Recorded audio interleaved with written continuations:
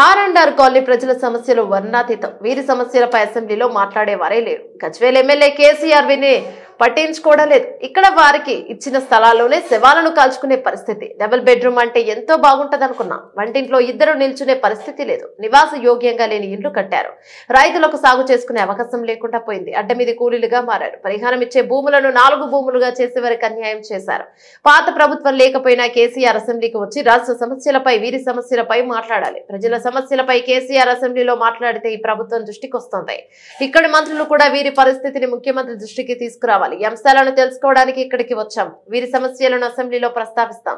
ఊరిపై అన్న మమకారంతో ఇక్కడ కూడా అదే గ్రామ పేర్లతో ఏర్పాటు చేసుకున్నారు ప్రజలు. అనేక అంశాలపైన ఫామ్ హౌస్ పేరుతో మనం ఫార్మాసిటీయో లేదా ఇంకో పేరుతోనూ నిర్వాసితులు అవుతున్నారు. ఈ నిర్వాసితులు పడుతున్న ఇబ్బందులు మరొక నిర్వాసితులు పడకుండా ఉండాలంటే వాళ్ళు వచ్చి ఇక్కడ చూడాలి. ఈ అన్ని అంశాలపైన ఇవాళ పరిశీలన చేయడానికి మా రాష్ట్ర జిల్లా కమ్యూనిస్ట్ పార్టీల నాయకత్వంలో మేమందరం ఇక్కడికి వచ్చాము. ఈ అంశాలపైన ఖచ్చితంగా ప్రభుత్వ దృష్టికి మేము తీసుకుని వెళ్తాం. అసెంబ్లీలో కూడా అవకాశం దొరికితే ఈ అంశాలను ప్రస్తావన చేస్తాం. నిర్వాసితులకు స్పష్టమైన విధానం ఉండాలి. వాళ్ళు ఏమైనా భూములు కోల్పోతే ఆ భూములు ప్రత్యామ్నాయ భూములే చూపెట్టాలి తప్పితే తీసుకెళ్లి ఎక్కడో పడేసి మీరు ఇచ్చే డబ్బులు కూడా ఇంతవరకు పూర్తి చేయకుండా దిక్కుమాలినటువంటి దిక్కులేని వాళ్ళుగా చేయకూడదు. దానిపైన కూడా మేము పోరాటం చేస్తామని తెలియజేస్తూ మల్లన్న సాగర్ ఇంకొక విశేషం ఏంటంటే ఇక్కడ 12 గ్రామాలు 14 గ్రామాలు వస్తే వాళ్ళకి ఆ ఊరి మీద ఉన్నటువంటి సెంటిమెంట్, ఆ ఊరి మీద ఉన్నటువంటి మమకారం ఎలాంటిదంటే ఇక్కడ మొత్తం ఈ ప్రాంతం పేరు పెట్టాలని వాడు ఒప్పుకోవాలి. మా గ్రామంలో ఎన్ని ఇళ్ళు ఒక చోట ఇస్తే మా పాత గ్రామం పేరు పెట్టుకుంటామని ఆ పేర్లు కూడా పెట్టుకున్నాం. అంత మనుషుల్లో అటువంటి సెంటిమెంట్స్ ఉంటాయి. వాటన్నిటిని గౌరవించాలి, గుర్తించి వాళ్ళ ఎన్ని మర్చిపోయే విధంగా కొత్త సౌకర్యాలు కల్పించాల్సిన బాధ్యత ఉందని చెప్పి ప్రభుత్వాన్ని కోరుతూ మీ అందరికీ హృదయపూర్వక మల్లన్న సాగరం ఆ చెరువు కింద ఉన్నటువంటి దాదాపు 14 గ్రామాలకు సంబంధించినటువంటి 22,200 కుటుంబాలను 12,000 పైగా జనాభాను అక్కడి నుంచి బలవంతాన ఖాళీ చేయించి ఇక్కడ ఆర్ఆర్ ప్యాకేజ్ పేరుతో ఈ ప్రాంతంలో ప్రజ్ఞాపూర్ దగ్గర కాలనీ ఏర్పాటు చేయించడం జరిగింది. ఇవాళ ఈ కాలనీని మేము విజిట్ చేశాం. ఇక్కడ ఉన్న ప్రజల బాధలు వర్ణనాతీతం.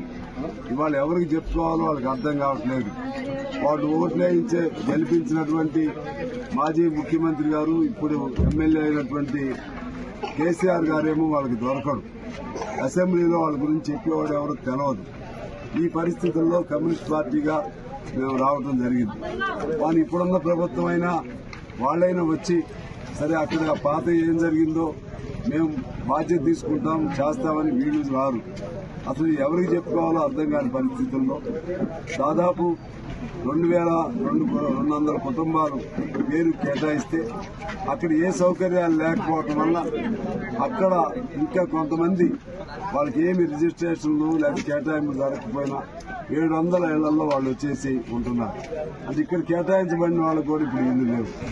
మరోవైపు కొన్ని చోట్ల కేటాయించిన చోట శవాలు పక్కనే కాలుస్తున్నారు.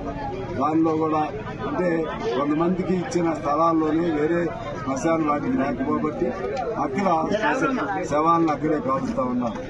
మరోవైపు ఇల్లు నేను చూశాను. అక్కడ వేముల నాగమ్మ అనే ఆమె ఇల్లు, ఆమె కొడుకు పెళ్లైంది 4 పిల్లలు. ఆమెకు ఈయనకు కొడుకు ఇద్దరికి కలిపి ఒకే ఇల్లు ఇచ్చారు. డబుల్ బెడ్రూమ్ అంటే మేమే చాలా గొప్పగా ఉంటుంది అనుకున్నాం. డబుల్ బెడ్రూమ్ లో వంట చేసుకోవడానికి 2 ఆడవాళ్ళు నిలబడి వంట చేయాలంటే కుదరదు. అదే ఒక్క రూమ్ లో భార్యాభర్తలు చెప్పిన ఒక్కరు కూడా పడుకోవడానికి లేదు. మరి అదేమి ఆ స్థలం అది ఎలా సరిపోతుందో ఎలా ఆలోచన చేసినా మాకు అర్థం కావట్లేదు. అదేవిధంగా ఆ డబుల్ బెడ్రూమ్ ఉన్నటువంటి ఆ ఇల్లు వెనక నుంచి వర్షం కొడుతుంటే గోడలు లోపల నుంచి వచ్చి ఆ ఇల్లు అంతా కూడా మునిగిపోతా ఉంది. ఇది అంత గొప్ప నాణ్యతతో కూడినటువంటి ఇల్లు వాళ్ళు కట్టారు. నివాస యోగ్యం కానటువంటి ఇల్లు కట్టారు. ఆ స్థలము చాలదు, ఆ ఇల్లు చాలదు. అదేవిధంగా అక్కడి నుంచి వచ్చినటువంటి రైతులు మల్లన్న సాగర్ ఆ ప్రాంతంలో ఆ చెరువు కింద సాగు చేసుకుంటున్న రైతులు ఎకరం ఉన్న 2 ఎకరాలు ఉన్నంత ముందు సాగు చేసుకునేవాళ్ళు. ఇప్పుడు ఆ సాగు కూడా అవకాశం లేకపోవడం వల్ల ఇక్కడికి వచ్చిన తర్వాత ఇక్కడ వ్యవసాయ భూములు లేవు, ఏం చేయాలో తెలవట్లేదు. అడ్డ మీద వెళ్లి కూలీలుగా నిలబడే పరిస్థితి వస్తుంది. కూలీ దొరకదో తెలవదు.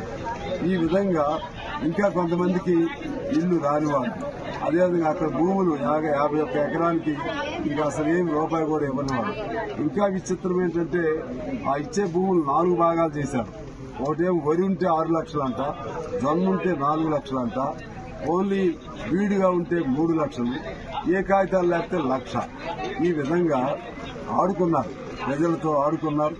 ఆడుకుని కాళేశ్వరం పేరుతో రాష్ట్రాన్ని ఇబ్బంది పెట్టడం ఒకవైపు అయితే, ఈ ప్రాంత ప్రజల్ని వీళ్ళు భూములు ఇచ్చి త్యాగాలు చేశారు. ఆ త్యాగాలన్నీ కొంతమందికి భోగాలుగా మారిపోయాయి. వీళ్ళ సమస్యలు ఖచ్చితంగా పట్టించుకోవాల్సిన బాధ్యత ప్రభుత్వం పైన, ఇప్పుడు ప్రభుత్వం పైన కూడా ఉందని నేను మనవి చేస్తున్నాను. పాత ప్రభుత్వంగా లేకపోయినా కేసీఆర్ గారు ఇప్పుడు కూడా ఎమ్మెల్యేనే. ఆయన అసెంబ్లీలోకి రావాలి, అసెంబ్లీలోకి వచ్చి రాష్ట్ర సమస్యల మీద మాట్లాడాలి.